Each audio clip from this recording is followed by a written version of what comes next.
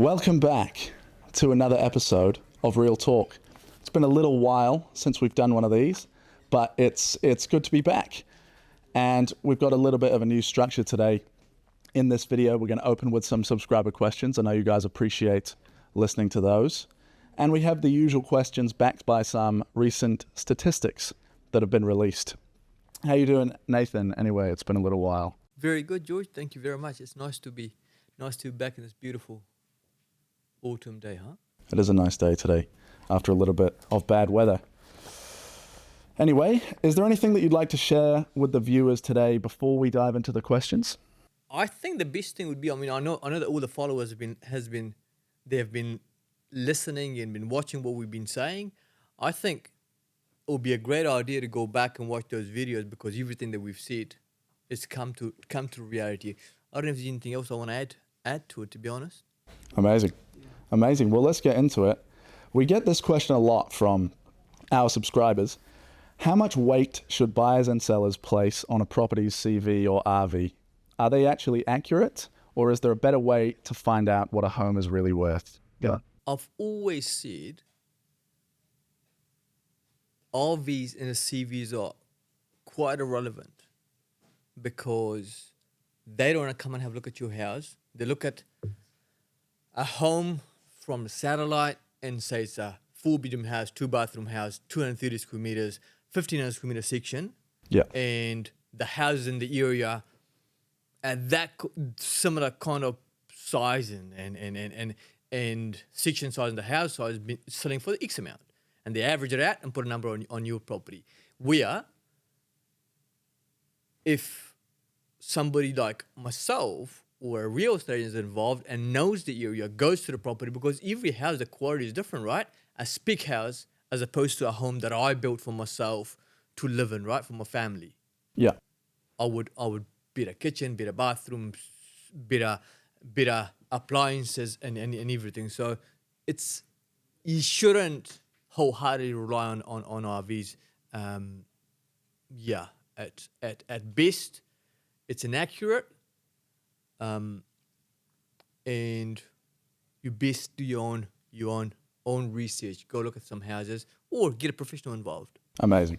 And another question from our community. I'm a first home buyer earning under 85K salary. It's unrealistic to have 20% saved for a deposit. What is your advice for solo earners trying to get onto the property ladder? It saddens me, George, when I watch people, the price of properties being skyrocketing the way it is. And because our kids and the grandkids and people in our generation, they can't afford to buy houses at 85,000. I like to say it's pretty good salary, right? And people can't afford to buy houses. So 20% saving, it's hard to do. My suggestion would be is the banks, when the market gets tougher, the banks ease their restrictions. So I like to think in the next 12 to 24 months, the banks will let you borrow at 5% and 10%. Prime example, when I bought my first home, they wanted this kind of deposit. I waited. Number one, I couldn't buy a house because I was an independent contractor. I was only in the business for like 6 to 12 months. Number two, I didn't even have 5% deposit, I believe. And then the deposit you could buy houses on was you had to have 10, 15, 20%. I'm not sure exactly how much it was, but it was way more than 5%. Then when the market got tougher, like it is now, the banks eased their restrictions. Makes sense for them to be able to sell their product, in this case money.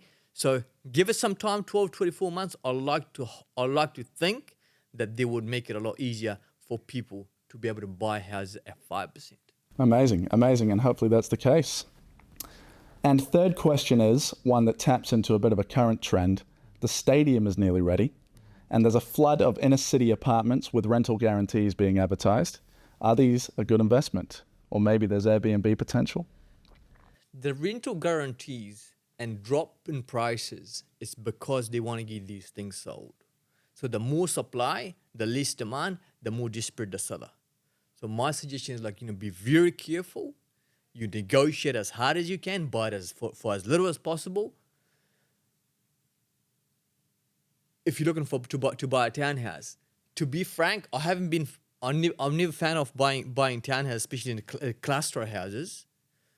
And developers don't like what I say, but I'm okay with that because I'm here to give you advice what's best for people than pleasing developers or people who wants to sell their product.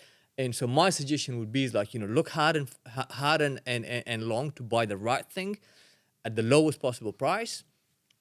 There's plenty of other options as well to look for houses, which is my preferred investment. Absolutely. Amazing. Well, thank you very much for that. And before we move on, we thought we'd point out some funny comments. You can't put yourself out there without getting some cheeky comments. So thank you. Stevie is just a man. 9689. These guys sound like a couple of housewives sitting around discussing the high price of groceries. No government or banking regulations and conditions mentioned. No historical analysis of any kind. Thank you, Stevie. That's Appreciate interesting your though, comment. because I like to think I'm a guy that's like looking at facts and figures and numbers, and if you go past, look at our old videos, right? Everything is what we say backed by numbers and figures, and so I'm not sure what Stevie's been watching. Thank you, Stevie. Much appreciated. Thank you for engagement. Now we'll move on to the market update and switch gears here, talk about what's actually happening out there. So, unemployment ticks up to 5.1%. That is unchanged. You've been warning that this might be the lag effect after the last economic peak. Any updated take on how this could affect the housing market? So the five variables that we talk about always is the average house prices, what happens year on year, supply, demand, like buyers and suppliers, the inventory, the mortgage fluctuation, and affordability, which is inflation and unemployment rate, right? If you look at those things, they will give you an idea of what's really happening. At the moment, we're seeing less demand and way more supply, right? The interest rate, while it's coming down lower, inflation is getting close to 2%. The unemployment is increasing. If unemployment rates increasing and you've got inventories increasing, what does that mean? It means that people are struggling and there's heaps of other properties coming to the market. So with the options there, I feel like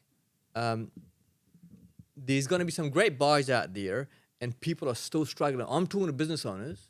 I was talking to a developer yesterday and he was saying these like, we've got a whole lot of stocks, 270 properties he's developed, and he wants them sold. And then I was talking today to a guy who used to develop properties. He's another business as well, but he used to develop something. He says the market is bad. I'm talking to a guy who sells carpet, rugs, like luxury rugs, right? And he's talking about like how bad the market is. So if all these business owners are talking about how bad the market is, meaning the economy is pretty bad, right? And if people are not making money, they're not spending money. They're laying people off. Yeah. So increase of unemployment rate is never good. Upwards of 5%, it's getting bad. Yeah. And in terms of house price growth predictions, we've seen mixed house price forecasts from the major banks, including ASB predicting an increase in 9.4%, Westpac 7.1%, BNZ 6.8%, ANZ 4.5%, and the Reserve Bank 3.79%. One of our viewers said even brokers are urging people to buy now. What's your take on this, and do you think they're right? So if I walk into a shop, what do you think that shopkeeper is trying to do? Yeah. Sell me his product, right? Yeah. So these guys are not bad people. They're good people. They're just trying to do what's right for their shareholders. So they are telling you the interest rate is the price of property is going to 9%, 6%, 7%. That's a massive growth after economical downturn. Yeah. Which is two to 4% after a downturn, 2 to 4% is a healthy, good growth. But we're still going through hard times. So I'm suggesting, even the Reserve Bank is high at 3%. I'm suggesting for the next couple of 2 years, it's going to be flat, and then back to the healthy, good, healthy growth, 2 to 4%. So when you walk into a shop, watch out. They might try and sell you something. OCR, inflation, and interest rates. The OCR is steady at 3.5%. Inflation's dropped to 2.5%, and we've got another review coming up on May 28th. Kiwi Bank has also dropped their 3 to 5 year fixed rates. 3-year rates are now down to 5.35% for low LVR borrowers. Are we seeing a signal of anything here, or are these just minor tweaks that are being made? So the number that you pointed out there, George, is inflation. That's an important number to look at. Yeah. Because we've spoken about this again in the past. High inflation, low unemployment rate. Low inflation, high unemployment rate. So when the inflation is high, the banks, they don't need to worry about adjusting the interest rate, because everything is happening. The inflation is high, people are buying, right? And usually when inflation is high, the interest rate is very low. So they can encourage people to buy stuff, right? So the number that we need to keep our eye on, important, is inflation, because inflation is low, the unemployment rate is high, meaning that the banks are getting desperate. They're trying to lower the interest rate, make it as attractive as we possibly can for people to have OCR, leave little money in the bank and start spending, because the economy is not good. That's an indication of a bad economy. Thank you very much, Nathan. All we do is sit here and try and speak the truth, talk about real statistics, and give real advice. That's what this is all about. Thank you very much for watching this new episode of Real Talk. We love that you tune in. Please continue to support us. It's your support that allows us to continue to do these. So please like, subscribe, and comment. And we look forward to seeing you in the next one. This has been Real Talk.